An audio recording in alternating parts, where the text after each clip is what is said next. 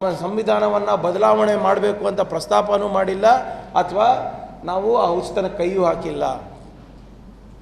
ಈ 10 ವರ್ಷ ಆಯಿತು ಈ ಸರ್ಕಾರ ಬಂದು ಏನೇನು ಅಮೆಂಡ್ಮೆಂಟ್ ತರಬೇಕು ತಂದಿದ್ದೀರಲ್ಲ, 370 ಇರ್ಬೋದು, ಟ್ರಿಪಲ್ ತಲಾಕ್ ಇರ್ಬೋದು, ಆರ್ಡಿನೆನ್ಸಸ್ಗಳು ತಂದಿದ್ದೀರಾ, ಲೇಬರ್ ಲಾ ಬಗ್ಗೆ ಇರ್ಬೋದು, ರೈತರ ಕಾನೂನು ಬಗ್ಗೆ ಇದೆ, ಎಲ್ಲನೂ ಆರ್ಡಿನೆನ್ಸ್ ತಂದುಬಿಟ್ಟಿದ್ದೀರಲ್ಲ. ಎಲ್ಲ ಬಿಲ್ಲು 2 ದಿನದಲ್ಲಿ ಪಾಸ್ ಮಾಡ್ಕೊಂಡು ಹೋಗ್ತಿರಲ್ಲ ರಾಜ್ಯಸಭಾ ಲೋಕಸಭಾದಲ್ಲಿ. ಅಬ್ಕಿ ಬಾರ್ 400 ಪಾರ್ ಏನಕ್ಕೆ ಬೇಕು ಅಂತ ಭಾಳ ಸ್ಪಷ್ಟವಾಗಿ RSSನವರು BJPಯವರು ಹೇಳಿದ್ದಾರೆ. BJPಯವರಿಗೆ ಕೆಳಗೆ ಮನೇಲಿ ಅಷ್ಟೇ ಮೆಜಾರಿಟಿ ಇರೋದು, ಮೇಲ್ಮನೇಲಿ ಇಲ್ಲ. ಏನಾದರೂ 400 ದಾಟಿದ್ರೆ ಇವರು ಮೇಲ್ಮನೆಯಲ್ಲೂ ಇವರಿಗೆ, ಆದರೆ ರಾಜ್ಯಸಭಾದಲ್ಲೂ ಇವರಿಗೆ ಮೆಜಾರಿಟಿ ಬರುತ್ತೆ. ರಾಜ್ಯಸಭಾನಲ್ಲಿರ್ಬೋದು, ಲೋಕಸಭಾದಲ್ಲಿರ್ಬೋದು, 2 ಕಡೆನೂ ಮೆಜಾರಿಟಿ ಬಂದರೆ ಸಂವಿಧಾನದಲ್ಲಿ ಅದಕ್ಕೆ ಸ್ಪೆಷಲ್ ಮೆಜಾರಿಟಿ ಅಂತಾರೆ. ಸ್ಪೆಷಲ್ ಮೆಜಾರಿಟಿ ಅಂದರೆ ಏನು? 2 ಕಡೆನೂ ಸಂಖ್ಯಾಬಲ ಇರೋದ್ರಿಂದ ಇವ್ರು ಏನೇ ಯೋಜನೆ ತಂದರೂ ಪಾಸ್ ಆಗುತ್ತೆ, ಏನೇ ನೀತಿ ತಂದರೂ ಪಾಸ್ ಆಗುತ್ತೆ, ಏನೇ ಸ್ಕೀಮ್ ತಂದರೂ ಪಾಸ್ ಆಗಿಬಿಡುತ್ತೆ. ಇವರು ಏನು ಸಂವಿಧಾನವನ್ನು ಬದಲಾವಣೆ ಮಾಡಬೇಕು ಅಂತ ಆಲೋಚನೆಗಳಿದೆ ಅಲ್ಲ, ಅನಂತ್ ಕುಮಾರ್ ಹೆಗಡೆ ಇರ್ಬೋದು, ನಿಮ್ಮ ಮಧ್ಯಪ್ರದೇಶನಲ್ಲಿರುವಂಥ 2-3 ಜನ ಸಂಸದರ ಅಭ್ಯರ್ಥಿ ಇರ್ಬೋದು, ರಾಜಸ್ಥಾನದಲ್ಲಿರ್ಬೋದು, ಉತ್ತರ ಪ್ರದೇಶನಲ್ಲಿರ್ಬೋದು, ನೀವು ಗಮನಿಸಿ, ಭಾಳಷ್ಟು ಜನ ಯಾರು ಪಾರ್ಲಿಮೆಂಟಿಗೆ ನಿಂತಿದ್ದಾರೆ, ಆಸ್ಪಿರೆಂಟ್ಸ್ ಇದ್ದಾರೆ, ಅಭ್ಯರ್ಥಿಗಳಿದ್ದಾರೆ, ಅವ್ರೆಲ್ಲರೂ ಕೂಡ ಓಪನ್ ಆಗಿ ಸ್ಪೀಚ್ನಲ್ಲಿ ಹೇಳ್ತಾ ಇರೋದು, ನಮಗೆ 400 ಸೀಟ್ ಕೊಡಿ, ನಾವು ಸಂವಿಧಾನವನ್ನು ಬದಲಾವಣೆ ಮಾಡ್ತೀವಿ. ಹೌದಾ ಇಲ್ಲ? ಎಲ್ಲರೂ, ನಾವು ಅಂತಲ್ಲ, ಎಲ್ಲ 3 ಸರಿ ಆರಿಸಿ ಬಂದವರು, 4 ಸರಿ ಆರಿಸಿ ಬಂದವರು. ಆಮೇಲೆ ಅದ್ರ ಬಗ್ಗೆ ಪ್ರಧಾನಮಂತ್ರಿಯವರು ಯಾವುದೇ ರೀತಿಯಾದಂಥ ಪ್ರತಿಕ್ರಿಯೆ ಕೊಟ್ಟಿಲ್ಲ. BJPಯವರು ಅಧಿಕೃತವಾಗಿ ಪ್ರತಿಕ್ರಿಯೆ ಕೊಟ್ಟಿಲ್ಲ. ಅಂದರೆ ಅರ್ಥ ಏನು? ಇವರು ಸಂವಿಧಾನವನ್ನು ಕೂಡ ಬದಲಾವಣೆ ಮಾಡಲಿಕ್ಕೆ ಮುಂದಾಗಿದ್ದಾರೆ. ಇವರು ವೇದಿಕೆಯಲ್ಲಿ ನಿಂತು ಇಷ್ಟು ಸುಳ್ಳು ಹೇಳ್ತಾ ಇದ್ದಾರೆ. ಇವತ್ತು ಇದೇ 21, 23ನೇ ತಾರೀಕು ಭಾಷಣದಲ್ಲಿ ಏನು ಹೇಳ್ತಾರೆ? ಕಾಂಗ್ರೆಸ್ ಅವ್ರು ಏನಾದರೂ ಅಧಿಕಾರಕ್ಕೆ ಬಂದುಬಿಟ್ರೆ ನಾವು ಎಲ್ಲ ನಿಮ್ಮ ಆಸ್ತಿ ಪಾಸ್ತಿಯನ್ನು ತಗೊಂಡು ನಾವು ಎಲ್ಲರಿಗೂ ಹಂಚಿಬಿಡ್ತೀವಿ ಅಂತೆ. ಪ್ರಜಾಪ್ರಭುತ್ವದಲ್ಲಿ ಸಾಧ್ಯನಾ? ಬಹುಶಃ ನಿಮ್ಮದ್ರಲ್ಲೇನೋ ಪ್ಲ್ಯಾನ್ ಇರಬೇಕು, ಸಂವಿಧಾನ ಬದಲಾವಣೆ ಮಾಡಬೇಕಂತ ಇದ್ದೀರಾ, ಇಂಥವೇನೋ ಒಂದು ಪ್ರಸ್ತಾವನೆಗಳು ಮುಂದೆ ಪಬ್ಲಿಕ್ ಮುಂದೆ ಚರ್ಚೆ ಮಾಡ್ತಾ ಇದ್ದೀರಾ. ಸಾಧ್ಯ ಏನ್ರಿ? ಒಬ್ಬ ಪ್ರಧಾನಮಂತ್ರಿ ಇರ್ಬೋದು, BJPಯ ವರಿಷ್ಠ ನಾಯಕರು ಇರ್ಬೋದು, ಇಂಥ ಮಾತುಗಳು ಆಡಿದ್ರೆ ಯಾರು ನಂಬ್ತಾರೆ? ತೆಗೆದ್ಬಿಟ್ಟು ಆಸ್ತಿಗಳು, ನಿಮ್ಮದೆಲ್ಲ ಆಸ್ತಿಗಳು ತೆಗೆದು ಹಂಚ್ಬಿಡ್ತಾರಂತೆ. ಯಾರಿಗೆ? ಆತಂಕವಾದಿಗಳಿಗಂತೆ, ಭಯೋತ್ಪಾದನೆ ಚಟುವಟಿಕೆ ಮಾಡೋರಿಗೆ ಹಂಚ್ತೀವಂತೆ. ಯಾರು ನಂಬೋ ವಿಷಯನ ಇದು? ನೀವೇ ಹೇಳ್ತೀರಾ 65-20 ವರ್ಷದಿಂದ ನಾವು ಆಳ್ತಾ ಇದ್ದೀವಿ. 65-70 ವರ್ಷದಿಂದ ಆಗ್ಲಾರ್ದ ಕೆಲಸ ಇವಾಗ ಹೆಂಗ್ರಿ ಆಗುತ್ತೆ? ಏನು 2 ನಾಲ್ಗೆ ಇರೋದ ನಿಮಗೆ? ಆಮೇಲೆ ಇನ್ನೊಂದು ಹೇಳ್ತಾರೆ, ನನಗೆ ಆಶ್ಚರ್ಯ, ಒಬ್ಬ ಪ್ರಧಾನಮಂತ್ರಿ ಸ್ಟೇಜ್ ಮೇಲೆ ನಿಂತು, ಇಲ್ಲ ನಾವು ಎಲ್ಲ ಹಿಂದೂಗಳ ಆಸ್ತಿಯನ್ನು ತಗೊಂಡು ಮಕ್ಕಳು ಯಾರು ಜಾಸ್ತಿ ಇರ್ತಾರೆ ಅಂಥವ್ರಿಗೆ ಹಂಚ್ತಾರೆ ಅಂತ. ಏನರ್ಥ ಅದು? ಸ್ವಲ್ಪನ ಕಾಮನ್ ಸೆನ್ಸ್ ಇದೆಯಾ BJPಯವರಿಗೆ? ಮಕ್ಕಳು ಯಾರು ಜಾಸ್ತಿ ಇದ್ದಾರೆ ಅವ್ರಿಗೆ ಹಂಚ್ತಾರಂತೆ ಅಂದರೆ ಯಾರ್ಯಾರಿಗೆ ಅವಮಾನ ಮಾಡ್ದಂಗೆ ಆಯ್ತಪ್ಪ ಇದು ನೀವು? ಸ್ವಲ್ಪನ ಇವರಿಗೆ ಇತಿಹಾಸದ ಬಗ್ಗೆ ಅಥವಾ ಅವ್ರ ಅಕ್ಕಪಕ್ಕ ಯಾರು ಕೂಡ್ತಾರೆ ಬಗ್ಗೆ ಅಥವಾ ಅವ್ರ ಸ್ವಂತದ ಬಗ್ಗೆ ಅವರಿಗೆ ಅರಿವಿದೆಯಾ? ಬಾಬಾ ಸಾಹೇಬ್ ಅಂಬೇಡ್ಕರ್ ಅವರಿಗೆ 14 ಜನ ಯಾರು ಅಕ್ಕ ತಂಗಿಯರು, ಅಣ್ಣಂದಿರು, ತಮ್ಮಂದಿರು. ಸುಭಾಷ್ ಚಂದ್ರ ಬೋಸ್ ಅವ್ರ ಕುಟುಂಬ 14 ಜನ.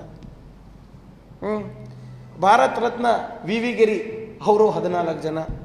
ಅಟಲ್ ಬಿಹಾರಿ ವಾಜಪೇಯಿ 7 ಜನ. ನಿತೀಶ್ ಕುಮಾರ್ CM ಅವರು ಬಿಹಾರ್, ಯಾರು ಇವರು ಅಲಯನ್ಸ್ ಪಾರ್ಟ್ನರ್ ಇದ್ದಾರೆ, ಅವರು 5 ಜನ. ಸ್ವಂತ ಮೋದಿಯವ್ರ ಮನೇಲಿ 5 ಜನ ಇದ್ದಾರೆ. ಮಕ್ಕಳು ಜಾಸ್ತಿ ಹುಟ್ಟಿಸೋದು ಅದು? ಅಮಿತ್ ಶಾ ಅವರು 6, ರವಿಶಂಕರ್ ಪ್ರಸಾದ್ ಮಿನಿಸ್ಟರ್ 7. ಏನರ್ಥ ಇದು? ಏನು ಸ್ವಲ್ಪನ ಅರ್ಥ ಇದೆಯಾ ಇದರಲ್ಲಿ ಮಾತಾಡೋದ್ರಲ್ಲಿ? ಹಂಚ್ಬಿಡ್ತಾರಂತೆ. ನಾವು 5 ಜನ ಇದ್ದೀವಿ ಸರ್, ನಮ್ಮನೇಲಿ ನಾವು 5 ಜನ ಇದ್ದೀವಿ. ಏನು ಅರ್ಥ ಇದು? ಒಬ್ಬ ಪ್ರಧಾನಮಂತ್ರಿ ಮಾತಾಡೋದು, ಮಂಗಳಸೂತ್ರನೂ ಬಿಡೋದಿಲ್ಲ ಅಂತೆ. ಏನು ಅರ್ಥ ಇದು? 75-65 ವರ್ಷದಲ್ಲಿ ನಿನ್ನೆ ಪ್ರಿಯಾಂಕಾ ಗಾಂಧಿ ಅವರು ಹೇಳಿದ್ದಾರೆ ನೋಡಿ, ನವೆಂಬರ್ 5ನೇ ತಾರೀಕು 1962ರಲ್ಲಿ ಯಾವಾಗ ದೇಶ ಯುದ್ಧಕ್ಕೆ ಹೋಗಿತ್ತು, ಆವಾಗ ಅಂದಿನ ಪ್ರಧಾನಮಂತ್ರಿಗಳು ಕರೆ ಕೊಟ್ಟಿದ್ದರು, ತಮ್ಮದೇನಾದರೂ ಆಸ್ತಿ ಏನಾದರೂ ನೀವು ಆರ್ಮಿಗೆ ಡೊನೇಟ್ ಮಾಡಿದ್ರೆ ಕೊಡೋಂಗಿದ್ದಾಗ ದಯವಿಟ್ಟು ಕೊಡಿ ಅಂತ ಕರೆ ಕೊಟ್ಟಾಗ ಇಂದಿರಾ ಗಾಂಧಿಯವರು ಎಲ್ಲ ಒಡವೆಗಳು ಕೂಡ ಇಂಡಿಯನ್ ಆರ್ಮಿಗೆ ಕೊಟ್ಟಿದ್ದರು. ಎಲ್ಲ ಒಡವೆಗಳು ಕೊಟ್ಬಿಟ್ಟಿದ್ರು. ಸೋನಿಯಾ ಗಾಂಧಿಯವರು ಅವ್ರ ಮಂಗಳಸೂತ್ರನೇ ಬಲಿ ಕೊಟ್ಟರು ದೇಶಕ್ಕೋಸ್ಕರ. LTTEನಲ್ಲಿ ರಾಜೀವ್ ಗಾಂಧಿ ಅವರ ಏನು ಹುತಾತ್ಮರಾದರು, ಅದ್ರ ಲೆಕ್ಕ ಇಲ್ವಾ? ಮೋದಿಯವರು ಕೂಡ ಕರಿಮಣಿ ಮಾಲೀಕರಾಗಿದ್ರಲ್ಲ, ಇವ್ರಿಗೆ ಗೊತ್ತಾ ಒಂದು ಮಂಗಳಸೂತ್ರದ ಬೆಲೆ? ಇವತ್ತು ನಮಗೆ ಬಂದು ಪಾಠ ಹೇಳ್ತಾ ಇದ್ದಾರೆ ಮಂಗಳಸೂತ್ರದ ಬಗ್ಗೆ. ಹೆಂಗೆ ನಂಬ್ತಾರೆ ಜನ ಇದು? ಅದ್ರ ಬಗ್ಗೆ ಮಾತಾಡಿ ಅಂದರೆ ಮಾತಾಡೋದಿಲ್ಲ, ಬೇರೆಯವ್ರ ಬಗ್ಗೆ ಮಾತಾಡೋದು. ಇವ್ರು ಹೇಳ್ತಾ ಇದ್ದಾರಲ್ಲ, BJP ಅವರು ಆಸ್ತಿ ಮಾರ್ತಾರ, ಚಿನ್ನ ಮಾರಬೇಕಾಗುತ್ತೆ ಅಥವಾ ಒಡವೆ ಮಾಡಬೇಕಾಗುತ್ತೆ ಅಂತ. ನಮ್ಮ ದೇಶದ ಜನರು ಯಾವಾಗ ಗೊತ್ತಾ ಚಿನ್ನ ಮತ್ತು ಅವ್ರ ಆಸ್ತಿ ಪಾಸ್ತಿ ಮಾರಿದ್ದು? ಮೋದಿಯವರ ಮಾಸ್ಟರ್ ಸ್ಟ್ರೋಕ್ಗಳಿಂದ. ಮಾಸ್ಟರ್ ಸ್ಟ್ರೋಕ್ಗಳು ಯಾವ್ದು? ಬೆಲೆ ಏರಿಕೆ. ಬೆಲೆ ಏರಿಕೆಯಿಂದ ಜನರು ತತ್ತರಿಸಿ ಅವ್ರು ಒಡವೆ ಮಾಡ್ಕೊಂಡಿರೋದು ನಿಜ.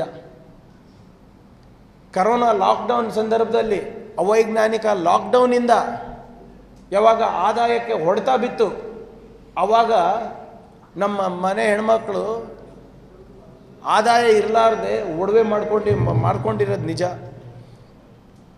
ಕರೋನಾ ಟ್ರೀಟ್ಮೆಂಟ್ಗೋಸ್ಕರ ನೀವೇನು ಈ ಫಾರ್ಮಸಿ ಕಂಪನಿಗಳ ಜೊತೆ, ಶ್ರೀಮಂತ ಫಾರ್ಮಸಿ ಕಂಪನಿಗಳ ಜೊತೆ ತಾವು ಒಪ್ಪಂದ ಮಾಡ್ಕೊಂಡಿದ್ರಲ್ಲ, 100 ರೂಪಾಯಿ ಇರೋದಕ್ಕೆ 10,000 ರೂಪಾಯಿ ಮಾಡಿದ್ರಲ್ಲ, ಆವಾಗ ಆ 10,000 ಇಂಜೆಕ್ಷನ್ನು, 1 ಲಕ್ಷ ಇಂಜೆಕ್ಷನ್ನು, ಆ ಪ್ಯಾಕೇಜ್ ಇತ್ತಲ್ಲ ಒಂದೊಂದು. ಇಲ್ಲೇ ನಮ್ಮ ನಿಮಗೆ ಗೊತ್ತಲ್ಲ, 10 ಲಕ್ಷ 12 ಲಕ್ಷ ಪ್ಯಾಕೇಜ್ ಇತ್ತು ಇಲ್ಲಿ ಗ್ರಾಮೀಣ ಪ್ರದೇಶಗಳಲ್ಲಿ. ಆ ಚಿಕಿತ್ಸೆಗೆ ಒಡವೆ ಮಾಡ್ಕೊಂಡಿರೋದು BJP ಅವರೇ, ಮೋದಿ ಸಾಹೇಬ್ರೆ. ಯಾವಾಗ ನಿಮ್ಮ ಮೋದಿನಾಮಿಕ್ಸಿಂದ 45 ವರ್ಷದಿಂದ ಇರಲಾರ್ದಂಥ ನಿರುದ್ಯೋಗ ಸಮಸ್ಯೆ ಇದೆಯಲ್ಲ, ಆವಾಗ ಯುವಕರು ಅವ್ರ ತಂದೆ ತಾಯಿಯಾರ ಜಮೀನು ಒಡವೆ ಮಾಡ್ಕೊಂಡಿದ್ದಾರೆ.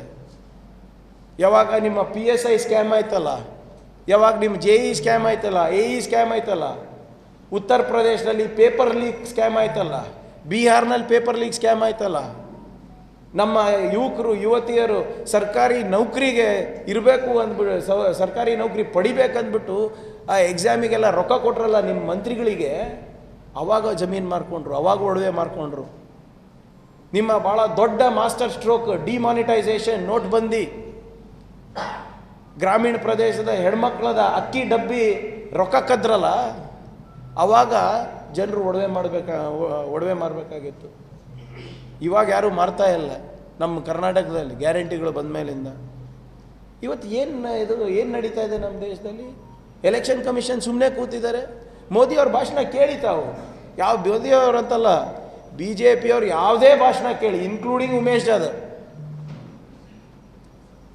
ಅವ್ರ ಭಾಷಣದಲ್ಲಿ